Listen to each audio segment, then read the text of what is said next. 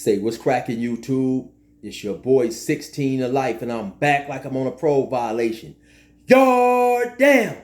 You already know what time it is, man. I'm gonna need you to hit that notification bell. That way, anytime I drop a story, you will be notified ASAP, and you can hop on it whenever you're ready. Also, if you're new to the channel, go check out some of my older content. I got a lot of great stories, a lot of fight stories, riots, prison DPs, all that, man. Go to my YouTube playlist, scroll down, and you'll see that I have my stories organized into different categories, man. I got a category specifically for OG chances. If you like those stories, Montana stories, check me out, man. You will definitely find something that you like. Now let's hop right up into this video. So yeah, you see the topic, man. Why the gang members shoot. So I'm gonna give you a bunch of different scenarios, right, and give you some insight on that. You know, because of course there's a plethora of different reasons why gang members shoot, right? First and foremost, man, I'm gonna start with anger. You know, I know sometimes when we get in the habit of carrying a gun, we inquire certain situations, and due to the fact that we do have a gun on us, we become angry, and it makes us shoot, right? Especially if we've already embraced the ideology where shooting somebody is okay. It reminds me one time when I was in Montana, I was in an arcade bar. You know, me and a few other pimps, we hanging out, we shooting some dice. And a dude by the name of Wayne threw this beer bottle over the heads of where we was at on the ground shooting dice, man. So I looked up, I said, "Hey, man, what's going on, man? Don't you see us back here gambling?" Or to something to that effect. His reply basically was, "I don't give a what y'all got going on back there." So I like, okay, I pushed up on him, I confronted him. Now this dude was probably about 6'5", 6'6", big old giant dude, maybe about, I don't know, maybe 240, 250 pounds. Long story short, he wasn't worried about little old Chill. Pow! He gave me one right to the jaw. Matter of fact, that's what happened. He had a beer bottle in his hand. So now as we talking and stuff, bam! He hit me in the face with the beer bottle. I'm like, okay, yeah, don't even trip. So I went across the street to my boy Bird's house, went over there and got a gun, come up in the arcade bar. I never forget, I passed a couple dudes who were sitting outside. I said, yeah, I'm just to show y'all some real gangster type shit. I go up in there, I draw down on him. Now, just so happened, the lady that work up in there is his mom. And she go to screaming, "Oh, Chill, you're going to jail." But I wasn't tripping on none of that. I go to trying to get on him. But my boy Bird had put the safety on the gun or whatever. For whatever reason, the gun didn't shoot, right? So that actually saved me, because I definitely would have went to jail that day. The bar was, had about 10 or 15 people in there, much less his mother. So of course somebody would have told on me, right? So, sometimes just being angry, man, when we lose control, and then also sometimes out of fear. I can remember ever since I was about 5 or 6 years old, I've always been a small dude of small stature, right? And so my older homies, cousins, uncles, probably even my mom would always tell me, if somebody's bigger than you, pick something up and hit them with it. So my saying was, sticks and stones will break your bones and also make you leave me alone. You know what I'm saying? So I had no problem, especially when I'm given the green light from, my parents and my older uncles and cousins to pick something up and go upside somebody's head. So when I did become of age where I started playing with guns, using a weapon as an equalizer, that was right in my wheelhouse, right? So and a person can also attribute that to being a coward. When you're willing to go pick a gun up and shoot somebody, right? And who knows, you might could even beat this dude up, but just because the dude is bigger don't necessarily mean that he can fight. So it's some of those things that motivate gang members, to shoot people or whatever, right? And then also, in my opinion, one of the biggest motivating factors that causes gangbangers to shoot people, and people period. Sometimes you may have an individual who is not even in a gang. He may just be hanging in a certain community. He may hang around certain individuals, but he may have a good friend, an older brother, a cousin, somebody that maybe shot and killed by another gang. And so now wanting revenge makes this dude pick a gun up. And I believe we've all had, when I say we, I'm talking about gang members. We've all had homies who have lost their lives out here in this gang banging world, and now feeling that we need to get revenge motivates us, right? I definitely can remember a couple of stories. I had a homie one time, man, by the name of Scotty Ware. Scotty was always big for his age. Now this had to be like around 1991, maybe 92, because by this time I was already going to Billings, Montana. One day I get a message on my pager that from my father that Scotty Ware got shot and killed. So basically what happened is he had got into it with a blood who was from another city. They go outside to fight, and the blood pulls out a gun and shoots my homie in the chest, right? I had another homie by the name of OZ.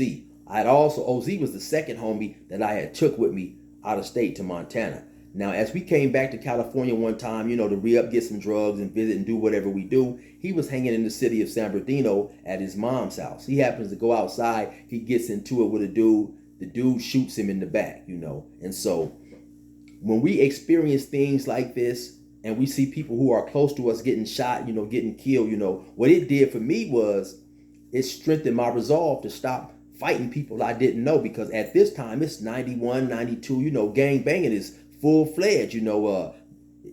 It's a different, it seemed like it was different back then, because back then it was more traditional gang banging, what I like to call traditional gang banging, where dudes was, hitting dudes up because of the colors that they had on, the way that they were dressed, so on and so forth. Not to say that they don't do that today, but today I know now that you won't necessarily have certain gangs not wearing certain colors, because those colors are associated with dudes who oppose their gangs. So back then it was really wild, right? And so my homie who got shot in the back, OZ, he lived, he survived that incident, right? But like I said, that just strengthened my resolve, man, to not be fighting with a person that I didn't know, because you never knew what a person had on him. And like I say, back in those days, gangbanging was off the hook.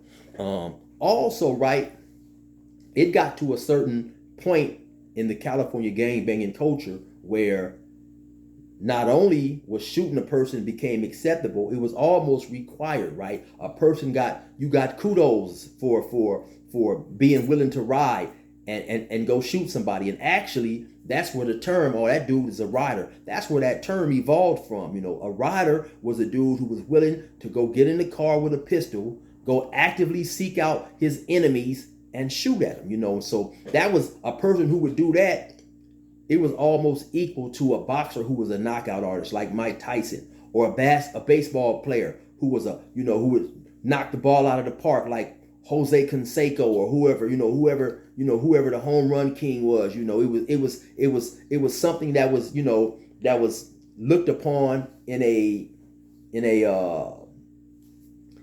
pleasing manner, that this dude was the ultimate game banger, man. This dude was willing to go out and shoot somebody, So nowadays, and back in those days, it became accepted behavior. It was a custom of gang banging that this dude, is willing to bust, and so dudes back in my day who was known gunners, they was definitely respected and feared, because everybody is not willing to go out there and shoot somebody, right? And that's just the way the situation was. And so, when you embrace a certain type of ideology that shooting a person is cool, then after a while, the anger, the fear, maybe those things they're no longer the surface reasons that an individual was out there shooting and doing what he is doing. I know with me, after a while, it became just like, second nature, man. Bust my gun. If a dude gonna play with me, this is what I'm gonna do, right? And so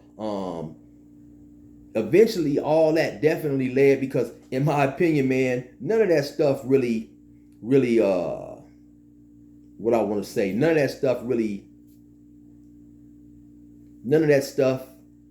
blends in or lets your soul exist in harmony, right? And so I'll be the first one to tell you, man, for years and years and years and years and years, when I was incarcerated, I used to have nightmares, man. I used to have nightmares about all the numerous shootings that I had been involved in. Sometimes I'd have dreams about running through the mall, people shooting at me, I'm shooting at them. One time in my dream, I shot a baby. It was just crazy, because I honestly believe that all that stuff is not necessarily, good for the soul, right? Just the same way that back in the days, I don't know if you guys keep up with any like war history or whatever. Back then, they would say those dudes were shell shocked and stuff like that, or they was traumatized by the war. But when you out there doing things that like I say once again, man, I don't believe is in harmony with whoever you consider, if you do have a higher power, whoever you consider your higher power to be. Those things are it's like a war with the spirit, man. And so, like I said, and even a few times since I've been out, not often though, I still have these these crazy dreams and stuff. You know what I mean? So like I say, it got to the point with me where pulling a gun, man, and shooting was the thing to do, right? Because I felt that it was an acceptable behavior as a gang member, because if I didn't do it to them, they was gonna do it to me first. And so yeah, man, I remember one time, man, I don't know if I'll tell this story right now. Yeah, maybe I'll tell that story a little later, man. I was in Montana, man, and whipped the gun out. And so yeah, it's a lot, man. But anyway, those are some of the reasons why gang members, I believe, shoot people. A lot of times people ask me, hey, Chill, what was it like, man, to shoot somebody and blah, blah, blah, And honestly, at that time, it didn't bother me because I was so caught up, I embraced full-heartedly the ideology of a gang member. And, like I said back then, the shooters, the riders, they got respect, Nowadays, I'll hear some of these dudes who gang bang say, oh, man, that dude came through here shooting, man. That dude is a bitch or whatever, right? And it's like they're talking down on the dude for, coming through shooting at his ops. But honestly speaking, as a gang member, isn't that what he's supposed to do? It was like back in my generation, one thing we did do, if a dude was an enemy or whoever he was, right? We gave that dude his props, If that dude was good at what he was doing, if that dude was a good gang banger, he was a solid dude, in terms of the laws and the characteristics that make up a gang member, you know what I'm saying? We would definitely give a dude his props. Oh man, that dude to come through here shooting, he gonna bust, So nowadays, dudes call dudes, female dogs for doing that stuff. It's like, that's the whole, in my opinion, that's the whole makeup of a gang member, because keep in mind, gang banging is a subculture, and so, like all other subcultures, there are rules and regulations that an individual is supposed to follow as a gang member. So, when dudes voluntarily enter into that realm, and another individual is doing as he's supposed to do as a gang member, how can you be upset and hate on this dude, even if this dude is your enemy?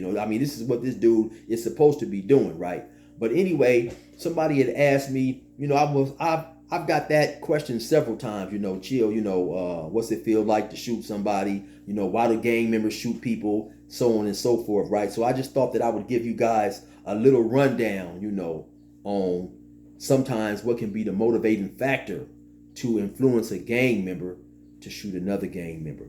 And then I think I did say it, but in the event that I didn't, dudes who were shooters and gang members, of course, a lot of praise was heaped upon those dudes because they was out there doing what they were supposed to do as gang members, down there handling their business and stuff. But of course, no one tells you about after you shoot somebody a couple of times, and the police get on you and you go into jail and all that old type of stuff. But anyway, that was just a little quick video right there, man, on why gang members sometimes shoot people.